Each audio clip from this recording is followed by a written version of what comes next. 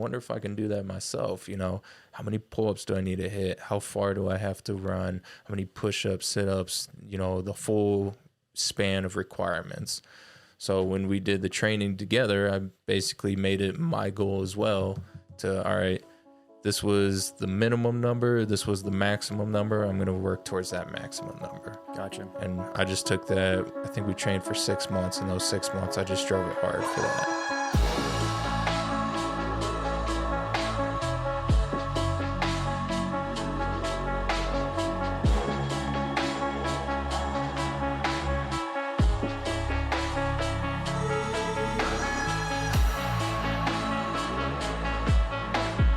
Hey guys, welcome to episode 5 of Inspired by the Inspired. This is amazing. Seems like it takes forever, and then Yeah, you see people have like 400 podcasts, and you're like, today is episode 5. 500. We're cruising. No, but nothing too crazy today. Just me and you. Yeah. Keep it pretty calm, pretty chill. Yeah. But Talk about what we got going on and stuff like that. Indeed. Yeah, if you want to kick it off in terms of what you're working on right now, definitely curious. Well, I almost died 2 days ago. I will start off with that. Okay. We're gonna start off with a little bit of a little suspense drama. Some No, near I was death. I was in the car. I was leaving the house, and I see in the distance a cop car just kind of driving off the highway, Okay. kind of driving, but he's crossing past me, so kind of coming from my left to my right, and I'm going Okay. straight ahead, and he hits another car. Cop car hits another car, and I'm like, what a Yeah. douche. He hits him, and then the car he hit kind of pulls off, puts his hazard lights on, but the police officer just keeps driving past him. Okay. And I'm like, all right, well, something's going on. So I'm driving a little bit slower. Everybody's kind of slowing down. You start seeing about 6 or 7 cop cars coming behind the first cop car. And as I'm doing that, I'm like, all right, well, I'm going to come to a stop. I'm going to let everything pass by for a second. Yeah. And then as I'm doing this, I look to my right, and I see these lights, gigantic headlights coming straight for me.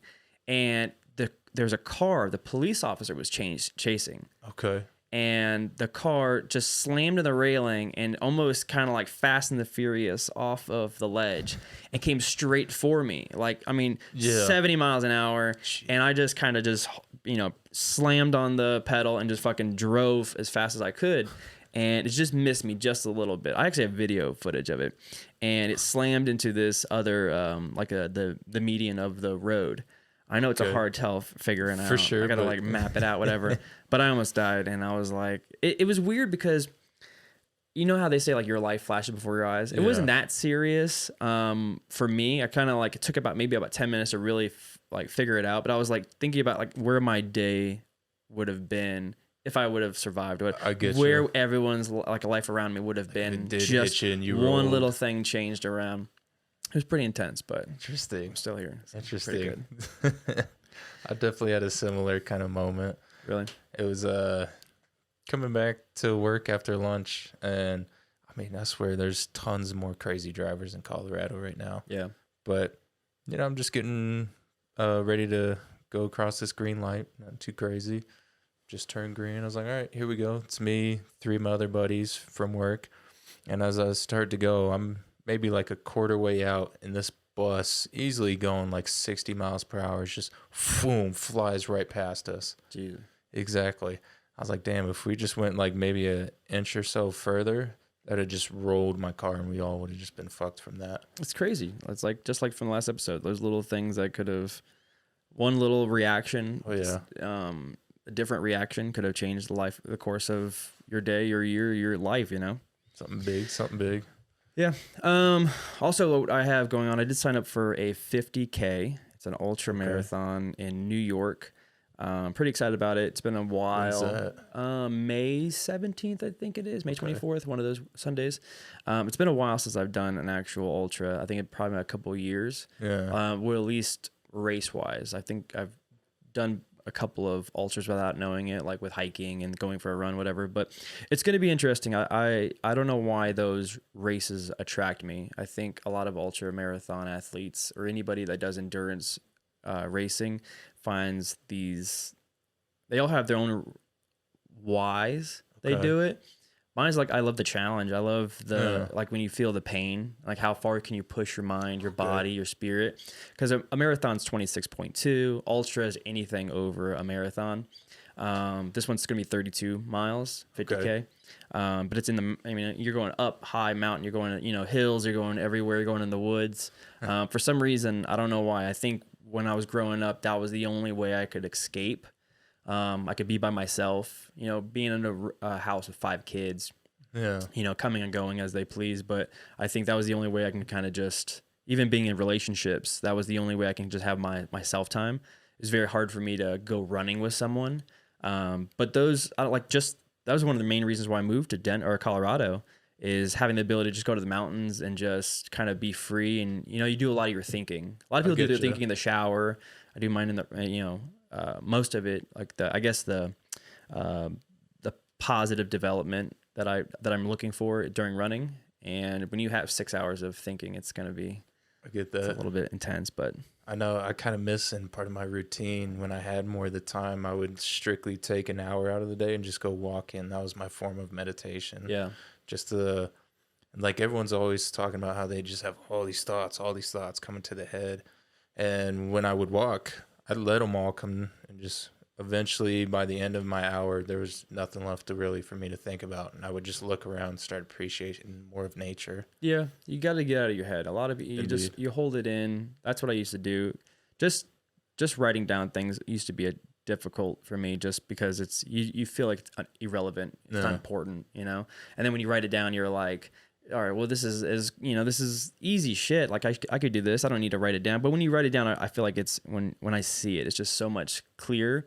And then you start, writing, it could be 3 sentences, then it goes into a page, and then more and more. And every single day, it allows you to be creative on a lot of different aspects of life, But like when it comes to challenges, I don't know why. I think everyone has their own challenges. It could be a 5K. Yeah. Doesn't matter. It's like, if it's hard for you, it's hard for you. I've run 5Ks that were extremely hard. When I was my first 5K I did when I was 16, probably 15 years old. I did it with my older brother. And for the longest time, I had basketball shoes on when I went running for races. Okay. I didn't know how to dress. I didn't have any people like that liked running around me. I get you. So we did a 5K. I don't know why we did it. I think it might have been just a local event at a park. But we just did a 5, and that was like the worst pain of my life, but I still won first place. Okay. But it was like a terrible time. It was like, you could tell it wasn't meant for runners. It wasn't like a really good race. It was like just like a local race. And it was, I don't know why I liked it, because of the camaraderie of it. Like when you finish the race, when you finish the line, doesn't matter if you won, lost, if you just barely finished, everyone got the same amount of kudos points. It brought me back to wrestling.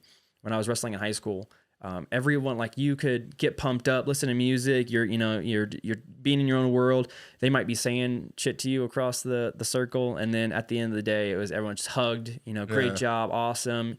And I think that's what I love about sports the most, is just majority of sports, you give everything you got, and then at the end of it, it's we're all in the same position. I did love that about football too. Yeah, that's probably the biggest thing that I miss from football, because I stopped playing my sophomore year, and that was during the time that my mom and my stepdad had got divorced, and that's when I was kind of reevaluating if football was really for me. Yeah, but I do miss some of that aspects, because that team connection that you build, I think that's why a lot of people love like military stuff. Well, it's so funny, because now my favorite is where it's just by myself. I get that. I want to join. I know to get me at my best, to be the best I can be, I have to join a team. Like I need to look for a team around here that I can go running with and train with. It's just taking that step forward of, asking for help, not even asking for help, but being part of a team that can, challenge yourself. Because the race itself is a challenge, but when you have, teammates, when you have partners, when you have people around you that can tell you that you're slowing down, that you need to speed up, that this works, this recovery. This right here. Exactly. Yeah. It takes that, and I think that's what we should delve into this episode, is about building the relationships, and any type of relationship, intimate, friendship. And what the importance of is building that camaraderie around somebody. I think it's very important. We talked about it a little bit in the last episode about having a support team. Yeah. But I think I don't know if I would be where I'm at right now if I didn't have, my family and friends, and even the people, like the books I've read and the videos, the people, the people who've inspired me. Like, I don't know where I'd be, like I remember I'd go drinking every day when I was, 17, 18 years old, and go to the club, cause I like being around people. Cause when I went home, it was just, at night, it was just like quiet, you got left with your own thoughts. So I felt like if I should, I guess, clutter my mind with other people, I didn't have to think about where I was going. I didn't feel like I was going anywhere in life. I remember growing up, I mean, oh man, like my childhood wasn't bad compared to a lot of people. I wouldn't even put it on the same spectrum, but there was moments in my childhood where you're just like, oh man, I wish I had, I wish my parents knew what they were doing. I wish my teachers knew what they were doing, to the point with how shaping a kid's life or forming a kid's life. Later on, I think it made me who I am today, and I'm proud of it.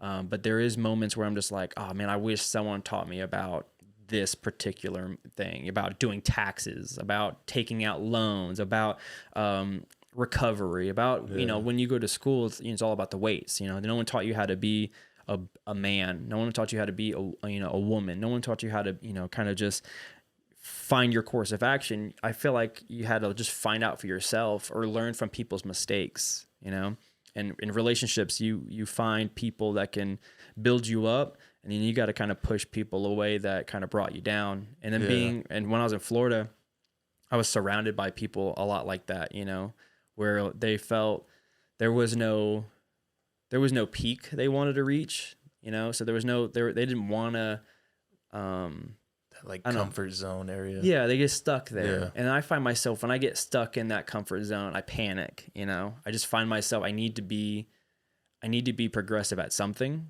I need to do something, because even on the days where like it's a day off, I feel like I got to do something. I got to spend my time somehow. Yeah. And then finding those people that can, you are who you are. You are the average person you hang out with, the 5 people you hang out with, So if you have a bunch of people who don't want to do anything in life, or then it's very hard to tell from afar.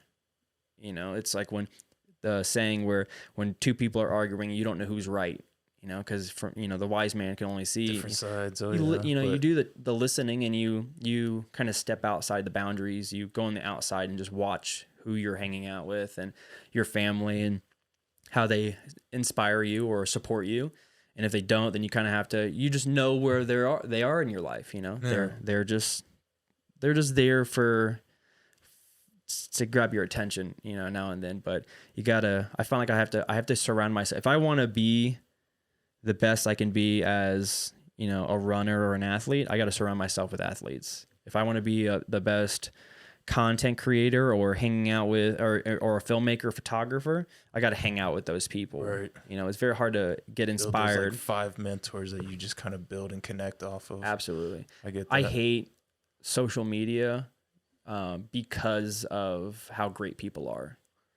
That's fair. It sucks, man. Like, if you're a photographer or a videographer or a runner or whatever, you watch people, you're like, oh man, I wish I would have done that, and I wish I'm here, and then that's with my fitness videos. Yeah, I can see mine, and then comparison to someone else that has all the camera gear and the setup and the knowledge to do all that, and it's like, well, shit, I kind of want to do it like that. But that's a long way still for me to grow with that. I think it was the belief in yourself, and it sucks because the books that we read now, they're the books that have told us, like, it doesn't matter who you're surrounded, like, who cares?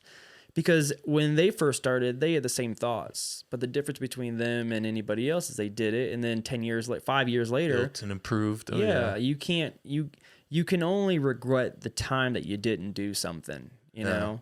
And I feel like taking a moment, like when you take an hour or whatever, when you meditate or self-reflection, when you take that moment and just repiece that puzzle, it helps me so much, because then I can figure out, is the people I'm hanging out with, are they legit? Are they going to help me? Are they going to lead me down the right path? Yeah. Are the places I go, are they going to be beneficial for me? Or is going to a club or a bar at night, is that going to help me progress in life? And finding out in those procrastinations is, not being able to create a goal for yourself and then not accomplish it, you know? So those are things that I really want to work on. And I believe, you know, it starts off with the people that are surrounding you, you know? For sure. I found it very interesting. And actually, a friend brought it up beforehand, too. They're like, both you and Sean are completely different people. Absolutely. And I definitely see it. And I think that's a good benefit that we have. Mm-hmm. But like in terms of even growing up, too, I was always the person that was by myself. I thrived by myself. But as I started to grow, I've learned like I kind of need to branch out more. I need to, again, kind of build that team up and find those different ways that I can start to connect and build from there. Right. Because I can't do everything by myself. Right. So I know that's partly why I did music, was to get me more out of my shell. Because I was, again, always that very shy, quiet kid growing up. Fitness definitely has helped a lot too, especially when I reached out to Jonah and he helped kind of build me up, built some of that confidence and helped me thrive. And then through fitness, like a key thing that you have to do is sales. Mm-hmm. And sales is already tricky enough too, especially if you're someone that feels introverted, such as myself. Mm-hmm. You're like, all right, how do I know that I'm worth X amount? And how do I convey to someone else that I do have the knowledge Mm-hmm. to help you, you know, achieve the goal that you're looking for in fitness? Mm-hmm. And before I did fitness, I did door-to-door sales, which that was an interesting experience itself.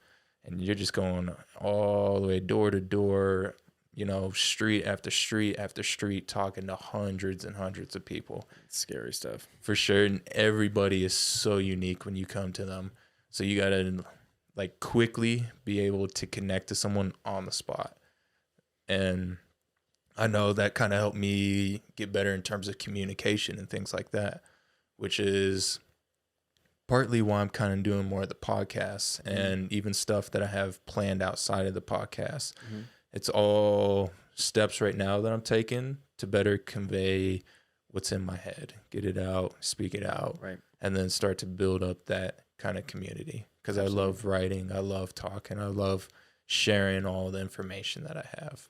On your for fitness, who are some of the people that kind of get you in the right mindset? Doesn't matter about their physical attributes, but who like kind of get you into that point? Because I know obviously the people that inspired me, you don't necessarily find those, but who are some of the people that you're kind of built around that if you listen to them or watch them and kind of like spark that drive forward? Yeah. I know 3 that I can pull off the top of my head. One is a guy named Eugene Teo, something like that. He was a past bodybuilder. A lot of his perspectives on training have always definitely sparked my curiosity in that area. The next would be, so their main YouTube channel is Renaissance Periodization. The person himself is Dr. Mike Israetel. Mm. I think that's how you say it. Hopefully, I'm probably butchering these names. Right. And then the other guy, I can't think of his name, also a doctor, but his main channel, very popular one too, which is Squat University. Oh yeah, I just saw that up, yeah. Yeah. Love that channel. Love that dude. He has tons of amazing information that I always learn from. But those 3 guys alone have built like giant sustainable businesses for themselves through the aspect of taking their knowledge that they have and sharing it in a very simple, clear way that anyone can kind of pick and take for themselves. Mm-hmm. And I mean, not only seeing how they run their business, but in terms of the knowledge that they've built, that's always something that I've always gone back to them for. Right. So, I mean, I've definitely recently, since we've been talking, I've been trying to look more into more of like endurance athletes, things like that. Because even though that's not necessarily entirely my goal, I do, again, like some of the challenges and things like that provides. Yeah. Because I remember one of my clients, her goal was to join the military. And she has to, you know, be able to learn to train for that and be prepared for that. And the military was actually something I was considering joining in the past. But during that time, I was 275 overweight. I couldn't join until I lost the weight. Again, I didn't have the drive at that time, so it didn't happen, but that's okay. But now that I did, and when she presented that to me as what her goal was, I was like, well, I wonder if I can do that myself. You know, how many pull-ups do I need to hit? How far do I have to run? How many push-ups, sit-ups, you know, the full span of requirements. So when we did the training together, I basically made it my goal as well to, all right, this was the minimum number, this was the maximum number. I'm going to work towards that maximum number. Gotcha. And I just took that. I think we trained for 6 months. And those 6 months, I just drove it hard for that. Yeah. So right now, I probably won't do, you know, a lot of the marathon running, Ultramans or anything like that. But I know the first 5K that I did was when we met together at the Polar Plunge. Yeah. And that was the first one I ever did. Completed it by running the whole time. It was like 12 degrees outside. Yeah, that was freezing. That sucked. I felt like, and you had to be safe because it was so snowy, so icy out there. That's the struggle with living in Colorado is you can have 300 beautiful days of sunshine, and then you get those 65. Snowstorm. You get snow, and then it's a beautiful day while it does it, but just the roads look like shit. So it's just another excuse that I kind of find myself giving. It's like, oh, it's just not the weather, it's not the day, it's too cold. Yeah, the roads look crappy. I'll wait till, and then you just kind of start building on those excuses. And I feel like it does take those people sometimes that motivation to look at someone and go, well, if he's doing it, I got to do it. for sure. You're your enemy, you're a competitor, you're the person who gives you the information, or just the person you're inspired by is doing it, and then you can't be like, well, you're inspiring me, and then still not do nothing, because there's been many times where I'll have an excuse ready for myself when to go running or to go lifting or to do anything, and then I do have to like. One of my favorites is just pulling up an Ironman on YouTube and just watch the most recent Ironman. And then you get compelled to do things. I'm a very visual person. So when I look up someone or when I watch a video, it does just spark that little amount of, I get you. Just a little bit of a drive. Just the engine starter, just to get you going. And I'm a very self-motivated person. I don't need the motivation, but it's just like the people who take pre-workout. Sometimes you just need that little extra boost to get you going. And then after that, just like, you don't even think about it. It's not like you're not regretting the workout. You're not regretting the run. You're just, you needed that that first step in everything, starting a business, starting a podcast, starting a run or a race. It's that part when you struggle with, but if you make it that habit, you make it a routine, you don't let that negativeness get into your head. For sure. There's be times that things are going to definitely try and push you against getting it done. I know, like in the past recently, part of your schedule was kind of that challenge that was pushing you away from what you were trying to get done. Yeah. When you have work that takes away, that is, so like, if you can move around work, that's fine. Like if you can, I'll go before, I'll go after. But when it's the underlining problem where that's your main excuse, you got to go to work every day. Yeah. So if that's your main excuse, I would create more excuses around something I couldn't change. I have to wake up too early. I don't want to go outside. It's too cold. And then I got into that notion of, am I living the best life I can live? Am I being the best person I want to be? And for my whole life, I've gone through phases of being in amazing shape, being in an amazing mindset, doing everything I can. Like last year we did, I think me and my friend, we did 23 races. Okay. And like, I was just, I had to have a goal and set. I had to do something to get somewhere. I couldn't be like, well, let me just go run just because I want to go run. Before I used to do that just because I felt like that was my only outing. I feel like if I could, just a little escape, I'll go. Yeah, like that was it. Now I just feel like I have a bunch more now that I have more opportunity, more time to do what I want to do and spend time with my family. But just I would get so mad at myself for the excuses that I would make, But I didn't have the people around me to motivate me at a high level to where I needed to go. I had some people, like last year was really good for me because I did have the people that were like, there's a race in Hawaii. Do you want to do it? I was like, absolutely. Yeah. There's a race in California. You know, we did the trail runs. We did the Spartan trail runs, the championship in, where was it? San Francisco is the Golden Gate Bridge Classic. We did one of those. We did the St. Louis Obispo Spartan trail run. We did the Telluride Spartan run. I love trail runs. That's what kind of, because I feel like it can. Is it the change of scenery that kind of happens? Well, happens? it gives you the opportunity to, the road can only go, you know, you can only see the road. You can see the city, you can look off to your left and your right. But when you're doing a long race, I like to be a little distracted, you know? I get that. So if you're doing a 5-hour race, imagine just on the road for the entire time. Yeah. Fuck this road. Yeah, I can't. I gotta, I'll create movies in my head. I'll write books in my head. I'll, you know, when you're during the race, like training wise, you can kind of reflect on life. Whatever race, you don't have the opportunity to do that. You're just kind of, you're just thinking about, you know, your splits, your pace, where you're going, what's your time frame, what are you trying to accomplish, you know, what place you want to go. So there's too many things going in your head. But when you're trail running, when you're going through rocks and you're going through woods, you're going through trees, you're going up and down, you don't have time for that. You're just like, you're focused on every step. Yeah. And I think that to me is so powerful because it gives me the ability to focus exactly what I want to do and how to do it. It brings you more present too. Yeah, because I mean, I'm the kind of person I'll deviate sometimes from listening to music when I go running. David Goggins is also one of the people that I admire doing that. He's like, it's a distraction, you know. Another like Fight Club when they had their comfort zone, the comfort place, the penguin and all that stuff. And then when he, you know, Tyler Durden grabbed his hand and he put the soap on his hand, the vinegar, you know, like before he put he put the acid on his hand, and he's trying to go to his comfort zone and be here.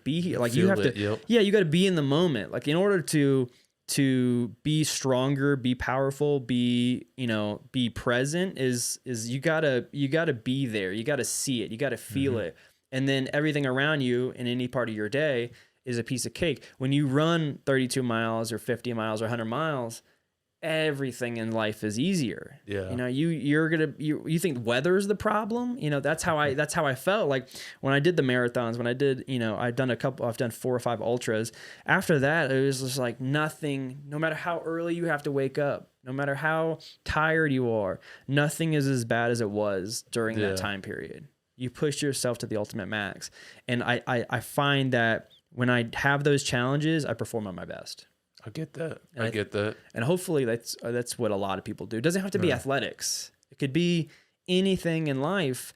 If you put yourself to that challenge, I think there's no negative to it. You can't argue the fact if you give yourself a challenge, it makes you worse. For sure. I have a different challenge that I'm trying to accomplish right now myself, and it's more of the writing aspect, which is like I want to build a newsletter that's just full of my thoughts, perspectives on health, philosophy, you know, the whole range.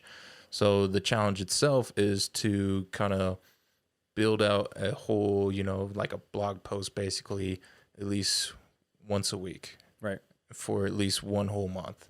If I can work on that, then I'll, you know, try and make it 2 months and then build it from there.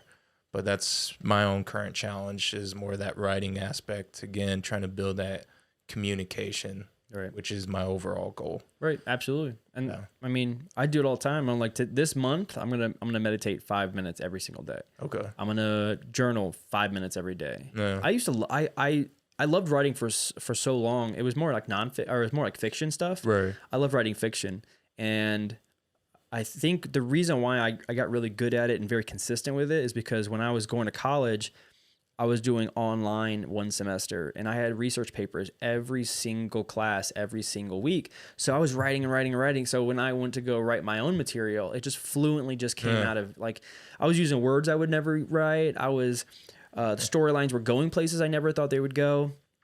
But it's kind of practicing for something that you love. Oh yeah. And that was something that I feel like with writing, especially for something you want to accomplish, is the time blocking. You know, you got to time block 2 hours, 3 hours to do exactly what you want to do, depending on how much you decided to write. For sure. But when I time blocked in anything, 4 hours, to me, it was easy because it was like having a job. Writing was a job. When you treat it like a job, you're going to perform at it, Yeah. I know I have a friend right now who makes music, and his challenge is every day for 2 hours, he'll sit down, build out a whole song. Yeah. And flesh it out entirely. And then I can't remember what his end goal for all those songs are, but right now for a week straight, he's sitting down every day, 2 hours, build out that song. I was watching a podcast with Steven Pressfield, and he said he went to go interview or had lunch with, I don't remember his name, but the gentleman wrote 400 articles, books, whatever. He wrote, over 400 pieces of material. And Pressfield said, how do you do it? Like, where do you get the inspiration from? How do you stay so consistent? How does it just keep coming? And he said, you see that over there? It's a typewriter, just a typewriter, not like a computer. He goes, every day, no matter what, I don't care if I'm hungover or whatever, I will sit there until for my whole time period. And he said, I time blocked, and I knew like every day I would sit there, no matter what. He goes, I wanted to write good stuff. He goes, why waste your time writing bad stuff? But at the moment when you're writing it, you don't know if it's good or bad. Of course. But when you go through it, you write it no matter what. He goes, I don't care how shitty it was, how stupid it was. If I couldn't think of anything, I would just write and write and write. He goes, some point in that time period, 30, 45 minutes or an hour, something good was coming out of it. Yeah. So it's the consistency, no matter if you go outside and you run 1 mile, 3 miles, 5 miles, 10 miles, you got to do it with the schedule. You got to have a plan. And if I don't have a plan for running, very easy for me to figure, just like going to the gym. If you don't have a plan of what you're doing and you're just going to place to place to place, how do you know you're progressing? You don't know where you're progressing, and you're also wasting time, So having that plan around it and having people that can help you establish a foundation so you can help them grow as long as you're growing as well, you could find success. That's how I find success is, I'm not trying to preach or anything, but as like, I find success when I have the material in front of me and the support system around me. Yeah. It's the best I can be, I know it's interesting too, especially when I first was diving into my fitness journey. I was listening to some podcasts and they brought up the fact of like, you actually build a sense of freedom through building a routine. Right. And I remember sitting there, because I was still new to it. I was like, oh no, if I have a routine, how is my life going to be free? It's going to be way too structured. I don't have freedom to do whatever I want, things like that. But then through making it a routine, I felt like everything was just liberated. Yeah. Like I have this done, this is done. I'm moving, I'm progressing, I'm making progress. Everything feels great because I have these set things that happen at set times. And I can knock them out. Yeah. And I know like one thing I never really liked is when someone always asked me like, hey, if money wasn't an issue, what would you kind of do with your time? And that's what made me kind of lead on to deciding like what I want to do for business, is because even though I love music, and yes, if money wasn't an issue and I had all the equipment in the world, sure, I'm definitely going to make music in my free time. But I'm still going to work out. I'm still going to, do all my other hobbies. I'm still going to write. I'm still going to read, all this stuff. But in terms of making money or trying to build something for myself, I'm going to come back to fitness because that's what I love sharing ideas about and things like that. If money's not the issue, I have no reason to go out there and share anything. If I'm making music, it's not to go share it. It's just because it's for myself at that point. Right. So it's less of like, this is what I want to make a career out of. This is more of what am I doing? I love to go snowboarding. That doesn't mean I'm going to be a professional snowboarder all of a sudden. Yeah. Or I love to golf. I'm not going to be a pro golfer. So I never really liked that question. If you had your free time, it's like, I know what I'm going to do, but in terms of what I want to build, I think fitness is that route. Well, I wrote this down too, and it actually puts what you said into perspective. Is both quotes are from Steve Jobs. One is, the only way to get great work done is to love what you do. Yeah. So it's like, I love doing a lot of stuff, but am I going to give the time, the effort, and the money into everything I love to do? Or do I figure out which one is the most plausible one? Which one do I love the most? And then how can I attack it? And the other quote is, your time is limited. Don't waste it on living someone else's life. So that's like, again, when I brought it back to like going on Instagram or Facebook and I see these people living their lives, and then that envy comes into place. And you're like, I wish I did this. I want to do that. I want to look like this. And then, but you're not living the life that you have lived. You know, it's very hard for me to get into that point where I can take my own life and look at it from a different point of view. It's like a videographer or if you're trying to find the right frame. Yeah. How do you do it? How do you create your stories? Like, you use that material from someone else, and then you start building your own style and technique. So it's like you gotta have the framework done. That's the blueprint. You know, I have to know what I want. I have to visualize it. If I can't visualize where I want to be tomorrow or next month or 5 years, then it's just a free path. You know, like you can go anywhere you want. It's a roller coaster. You're going up and down, sideways. But if you take that opportunity and you figure out exactly what you want to do, it's easy to figure out a blueprint when you know what you want, you know? So, and that's why it's like when you do something that has a time restricted schedule and you have something to do that you absolutely love, it doesn't matter what it turns out to be, you know? And that's something I have to face is like, don't worry about being a perfectionist. Don't worry about OCD. Don't worry about, what other people are going to think about it. Just do it. I mean, you have the most prolific athletes in the world. You have the most famous rock stars in the world, and you have the most beautiful superstars in the world, and they still get shit. They get backlash. You'll get some piece of shit sitting on a couch saying that Beyonce's ugly. You know, like there's always going to be something that's going to shit album. Yeah. They're always going to be like, they'll tell people what to do, like how to perform their material. Hey, I think, you know, like there's someone going to be on the keyboard saying, you know, I like their old stuff. You know, I liked when, you know, Brady sucks, you know, like there's things in people's, they want to inflict pain. They want to inflict, into someone's life in a negative motion. But when you just start throwing those to the side and you get rid of them, then it's focusness, you know. Meditation can do that. Journalism can do that. Self-reflection can do that. Time blocking can do that. There's many different things that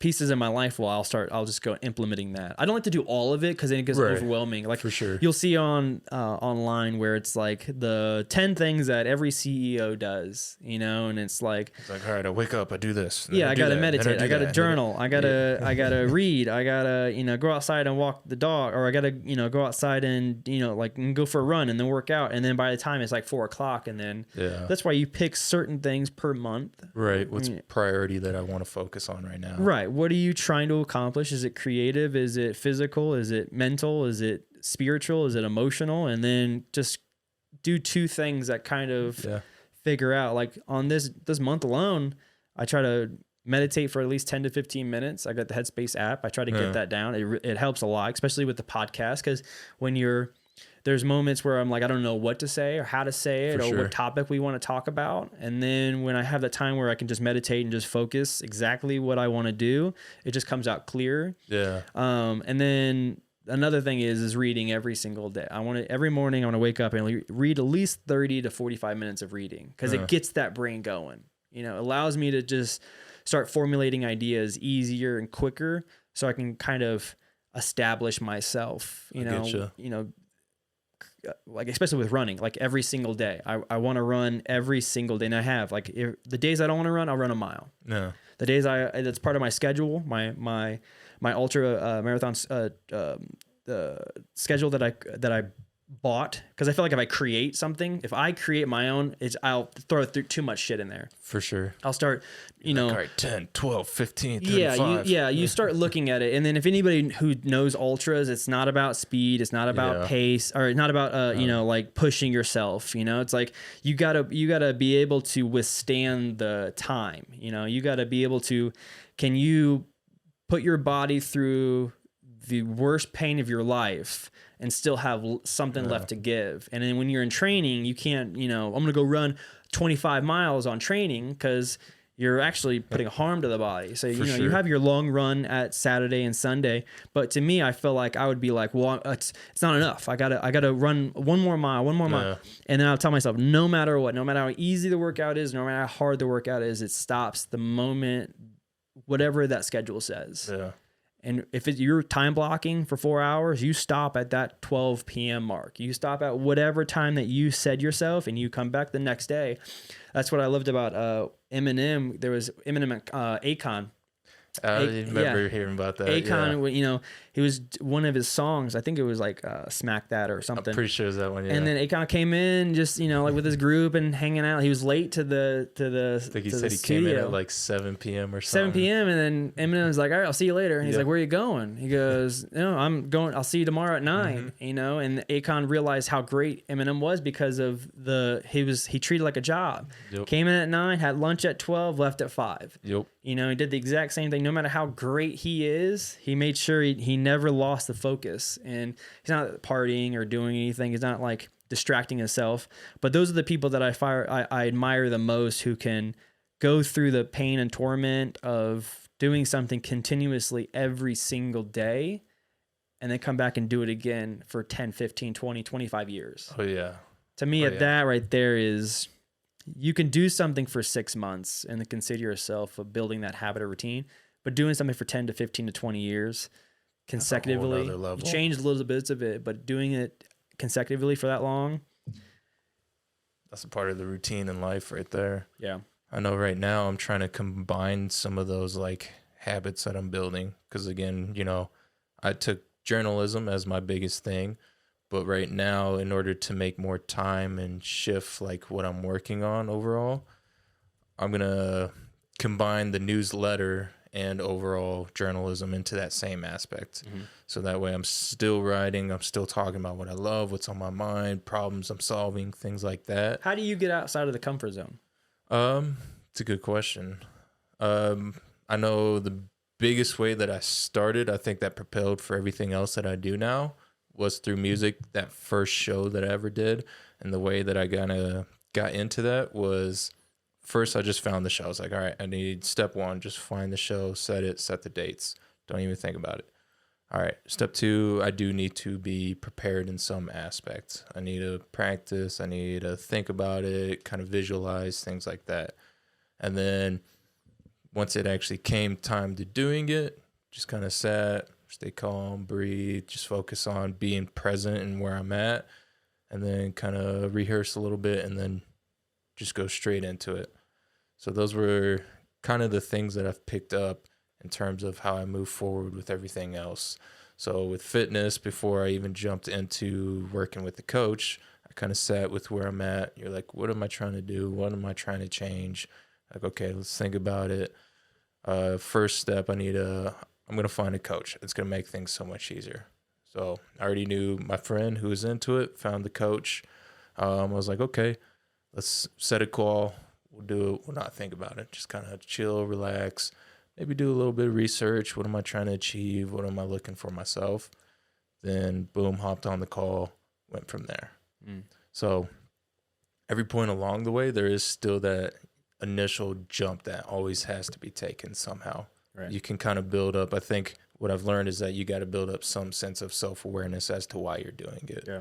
Like even with when I was skiing, when I first came back after like 15 years of not skiing, of course I'm terrified to death, but I want to learn how to do the curves and carve down the hill. And I remember as I'm going back up the lift after a few times of crashing, I'm watching one dude coming down the hill, just shredding it up. I was like, okay, what is he doing? Okay, he's throwing his hips into it. He's doing this. So I'm kind of building some research. I'm just sitting with it, thinking about it. I was like, okay, what does that kind of like feel like and look like for my body? It's like, okay, I want to push like this. I want to quickly pivot, things like that. So once I finally got to the top, it just took a second. It's like, okay, we're going to start a little slow, build up some speed, and then go for the first turn. And again, that was that jump. I was like, with this, I'm going to have to all out with it. Otherwise, if I do a little half-ass turn, I'm probably going to tumble and roll down the hill. Right. So those are ways that I've learned to kind of come out of my comfort zone. But I know there's still an aspect of I need a challenge to go after. And then that's what kind of kicks the process from there. Right. How about for yourself? I think to get out of a comfort zone is I have to feel uncomfortable.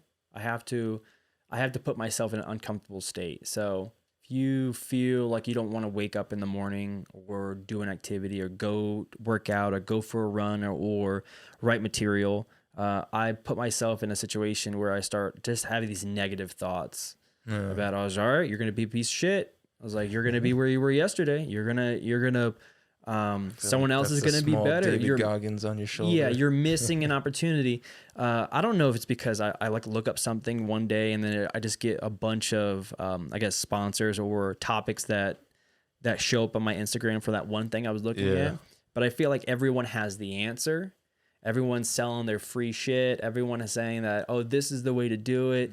And then what I'll do is I'll look at those things and I'll admire it. And then I'm like, okay, well, I'll buy that if he's got the answer. And then I go back and I'm like, everybody does this. Everyone gets into the moment where they just feel like they have the answers. So I'll get to the point where I'm like, I don't want to be the person who needs these people to sell me anything or to buy anything. And I'll put myself in a situation where I'm like, well, they're doing it. They do have the legit answers. I want to go find my own answers. When you buy a PDF workout, is that workout for you? Yeah. You know, or are you buying something because someone looks the type, that the body that you want? Are you buying it because you want to look like them? And I think once you get that out of your head, where it's like, I'm going to go read the books that put me in the mindset. I'm going to go watch videos that put me in the mindset. I'm going to go, if I want to be creative, I watch someone or read something that mimics the goal that I want to read. Like right now, every day I read in the morning, The Rise of Ultra. Yeah. The Rise of the Rise of Ultra Runners. And I'll read that every morning, and then I'm in that mindset, you know? Because I feel like either if you're an introvert or an extrovert, or if you think too much and you have so much in your mind that you have to be grounded. I have to ground myself to go, you can't do everything in one day. But if you accomplish this one thing, then you're on the roll of progression. Yeah. It's like the book, Make Your Bed. If you make your bed every single morning, you've done one task every single day, and you're already on the road for progression.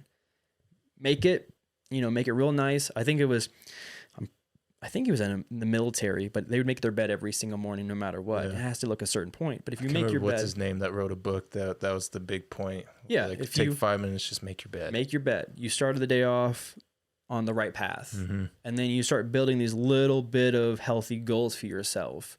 You know, if you wake up in the morning and you have your coffee and you read your book, I'm in that mindset. I'm outside that comfort zone. I'm gonna do what my mind has been reading for 30 minutes. It gets you in the mode. Like sometimes when I read a book, the terminology or the words they use just kind of, they're like those pop words, those buzzwords when you're making a sell. Yeah. When someone talks about the pain and suffering they go through while they're running, I don't know why, but I'm just like, I want to feel that shit, you know? Like I don't know what it is, but there's something that when it comes to someone explaining a physical process or even a mental or emotional process, I feel like if I go to that point in my life, if I go to that mindset, then I can handle a lot more than I did yesterday, you know? So if I have the ability to read something and then not do something, I feel like a hypocrite, you know? I get you. I feel like I'm not doing what I'm saying I'm doing. So I like to even put things out in public to the point where I have to back it up. You know, if I'm going to go do this, if I'm going to do a race, if I say it, then you're going to be like, how's that race going? How you doing? Where are you at in your life? And if it was just nothing, you know, I didn't, you know, it's just another race. I'll do it later. You got to do shit every single day because that race is going to suck. Ooh, but you want the training to be the worst part of it and the race to be the easy part. So I put myself in an uncomfortable mindset to get out of a comfort physical set. You know, if I feel like can't get out of bed, I find ways in order to make myself feel like an idiot, feel like I'm out of control, like I'm not where I want to be in life. Picture yourself 5 years from now because you didn't do this one run. Yeah. And then I'm like, all right, I got to go. I know it's interesting too how you talked about like how you do most of the learning on your own, don't buy from courses or things like that. I know a rule for myself is I don't really buy any courses, but I'll buy strictly one-on-one with a full mentor. Like we have to sit down and chat. Yeah. or it's access to a full community. Yeah. So I have access to talk to everybody. Well, like I said, like I want to join a team. Yeah. Because you can go so far by yourself. For sure. I'll watch these professional athletes, and they have a swimming coach, they have a running coach, they have a bike coach, they have a head coach, they have a nutrition coach, they have, they do their massages, they'll have their acupuncture, they have all these things because it helps build their body, their mindset, and their emotions. Because when you're as a triathlon or a triathlete or an endurance runner, is like the most important thing is your emotions. When you're on mile 20 and you start saying you're an idiot, what did you do? Why did you do this race? You're going to fail. Like everyone goes through it. I love hearing like Courtney Delawater, she'll be saying it, and everyone goes, that there's a moment in the race, and it happens everywhere differently for everybody. But there's a moment where that guy comes in your head. You fucked up. Yeah. You did something you weren't supposed to do. You shouldn't have done this race. And the problem is the longer that race is in anything in life, the further you're in it, that's the worst part, because there's no going back. If you're 56 miles in a 100-mile race and you're feeling that, and if you're in the midpoint, you're like, holy shit, I have 40, 2, 3, 4 miles left to do this. It's like, it's so hard to keep going for long distances if your mind ain't right, if your emotions aren't right. So it's like, if you practice that mentality of creating a defense mechanism, how can I create another character in my head that can back me up? It's like the devil on both, like the devil on both shoulders with a lot of people. You have this negativeness on both sides. There's nothing to get you out of it. That leads to depression, leads to just sadness in general. But it's like, if you can create another person in your head that can, beat the shit out of that one person, and it kind of like leads you around the right path, going, dude, you've made it this far. Imagine how you're going to feel at the end of it. Imagine when you finish a book, how you're going to feel at the end of it. Yeah. When people buy your book online, when you sell your first product, when you sell your first service, when you finish that race that you lost sleep over, when you reach a PR, like imagine what that's going to be. And then also what you do with that. It's like, is that it? Is that your PR, or is something else is your next PR? It's like putting yourself in a mindset to push yourself to the ultimate, desired goal, and then go, okay, what's next? And then I think if you had the mentality, instead of saying, this is it, this is the one, after this, I'm done. Yeah. Then you liked it, you did it, you're good at it, but that's it. That's all it is, So you have to kind of write that story for yourself, and it's very hard, because that first couple of pages, first couple of episodes, you have to figure out who you are. Yeah. You have to figure out where you want to take it. You got to figure out, the path, because that was the hard thing for me for so long, is if I start off this way, it has to be this way. It's got to be perfect. I got to do it, I got to have and then I'll read tunnel focus. But I'll watch people, famous people, like with Steven Spielberg, just like pick up a camera and shoot, or just start recording, and then you find your style later. Yeah. And I always reverted back to dancing. Like when I learned like salsa dancing and bachata. Okay. It's like, you got to learn the footwork first. It doesn't matter how ugly or how repetitive or how marching it feels. If you learn the footwork first, then the style, the technique, the fun, the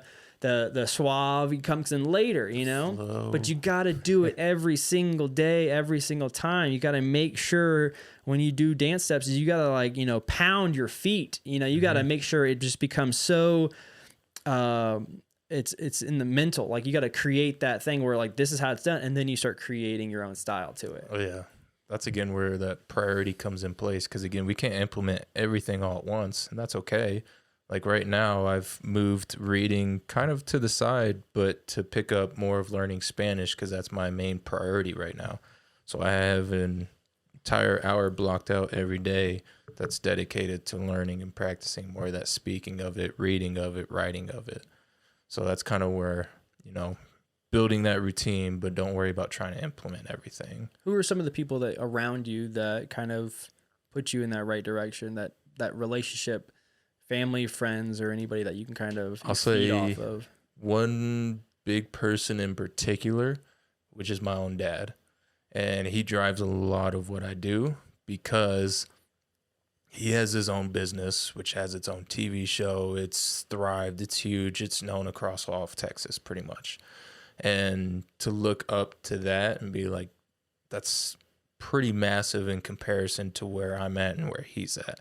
Obviously, he's had the time to build all that. And I was with them when, it obviously wasn't just overnight. I was there when we were just selling little knickknacks at small little venues and things like that. And then to scale it up to the level that it's at now. And, he's retired military. He has his business. Just so many different aspects of what he's grown and built. So I can always look up to him and see like, that's what I want to achieve for my life. Doesn't have to be the exact same thing, but that's what I want to build. I want to build a business. I want to have, a set foundation for a family, things like that.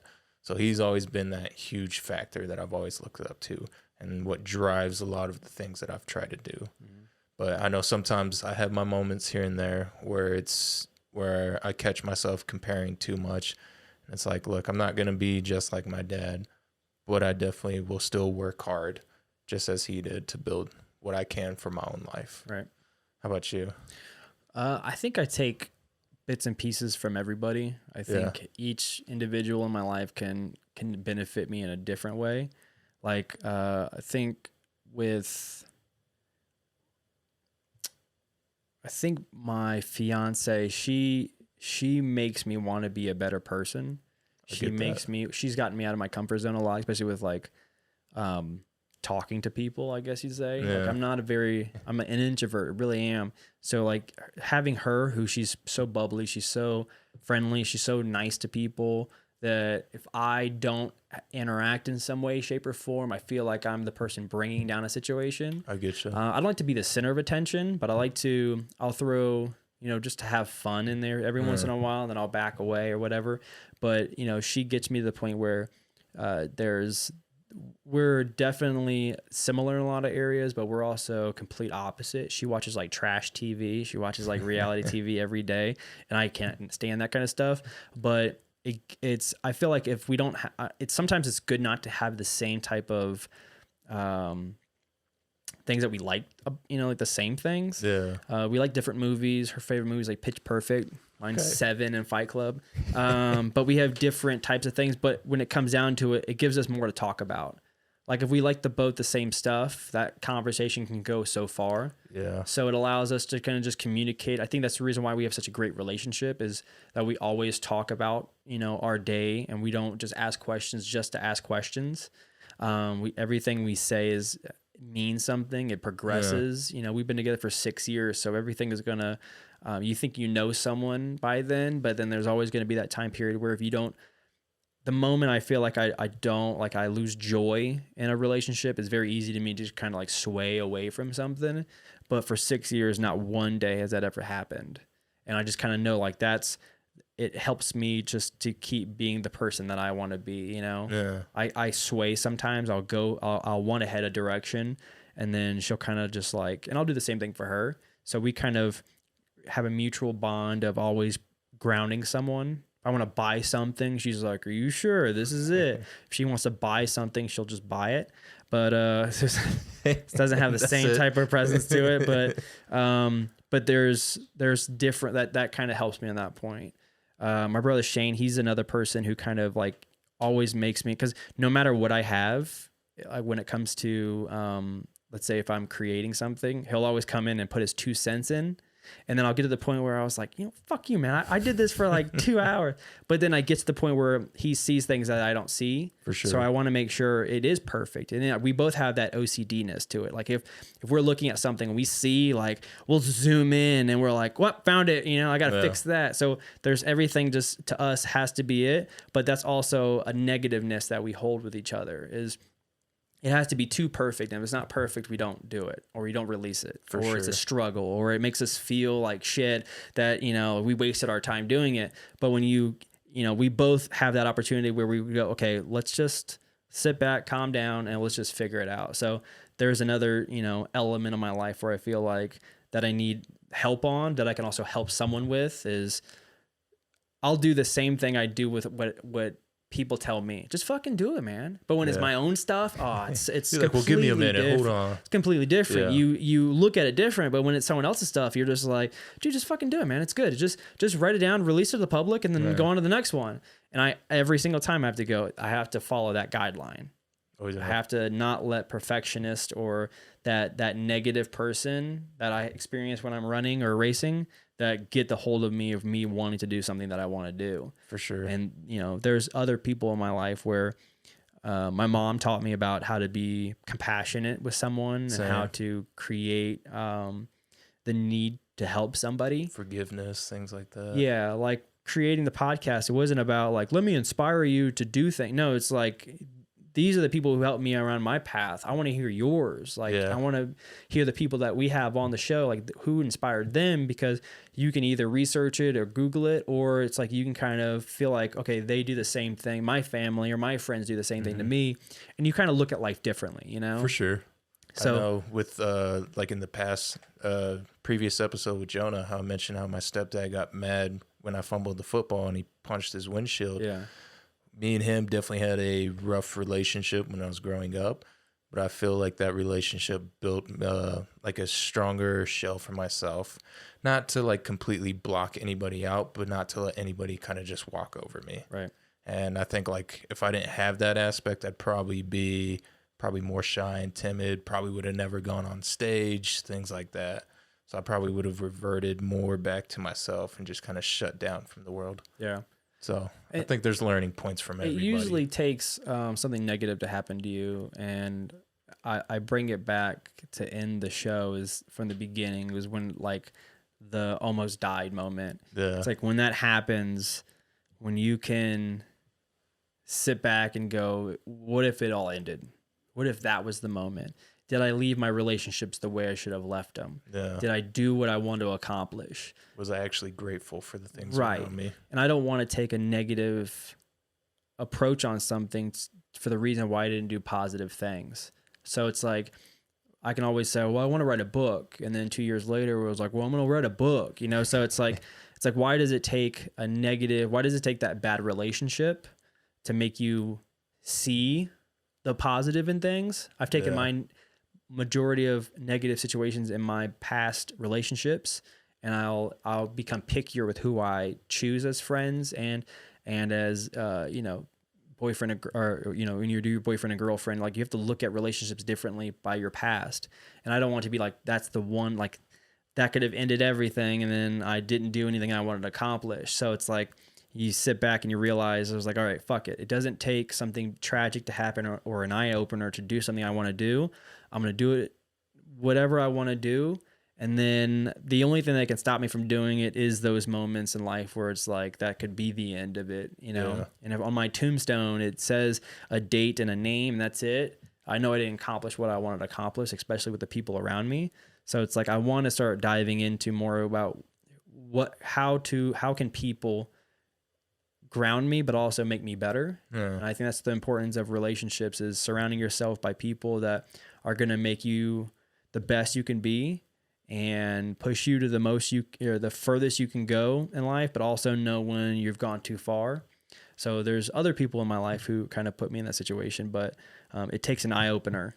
Oh yeah. I mean, it's funny. It's going to sound a little dark, but I have read a few like obituaries in the past, just of someone's life, what they tried. Morning read, like, just a morning, just wake up and just read someone's death. So who died today? No, but it is interesting to see that idea, and you're like, okay, hopefully this person kind of lived what they wanted or built something out of that.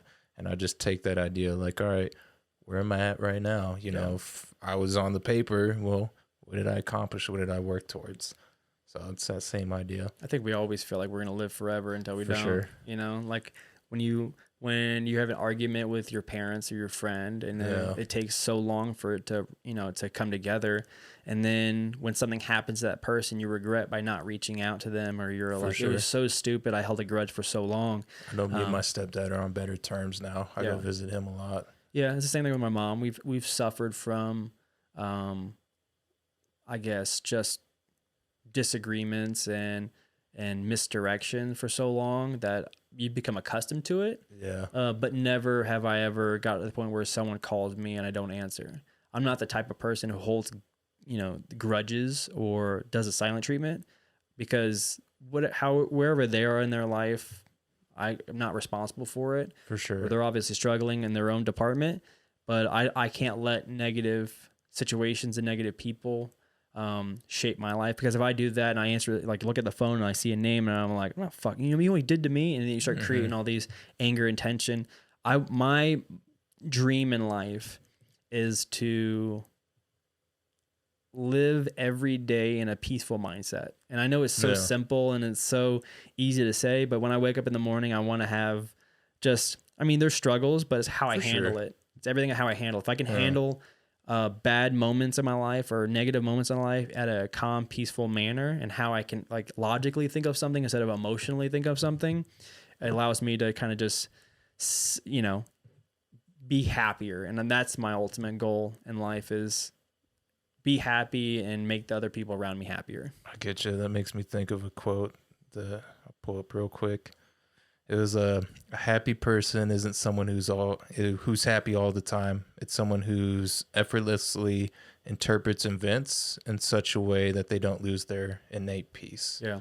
That was from Naval Ravikant. Really? Yeah. What book is it? A book or a quote? Yeah, it's a book. The Almanac of Naval Ravikant. I hope I'm saying his name right. No, it's all right. No, probably not. Either way. Well, was giving me this thought in life is I was reading *Sapiens*. Yeah. Okay. And it just shows you what human nature is, and it shows like the emotion, and it shows you, like the habits and behaviors of what humanity is, and how we relate to animals, and how we do look at life, and how we should be kind of looking at life. And it opens up because it's like such a generalized book, but for some reason it hits you deep inside as a personal commitment. But it gives you like amazing insights and in-depth perspectives of how humanity is. And when you sit back and watch it, you're just like, oh, I'm looking at life completely different. And I think if you surround yourself by the people, you surround yourself with the knowledge, and you surround yourself with goals or challenges, it shapes me better than when I was yesterday. Yeah, I get you. I think that's a good place to end. I think we're good to go. I know we can keep going. Yeah. Thanks for listening, you guys. Appreciate it. We got some really good interviewees coming up in the next couple of podcasts. Please pay attention to some of these guys. Some of these ladies and guys have kind of reached a lot in their lives. So it's going to be real interesting hearing from them and seeing how they got where they are and who inspired them. To the next one. Should be See ya. Later.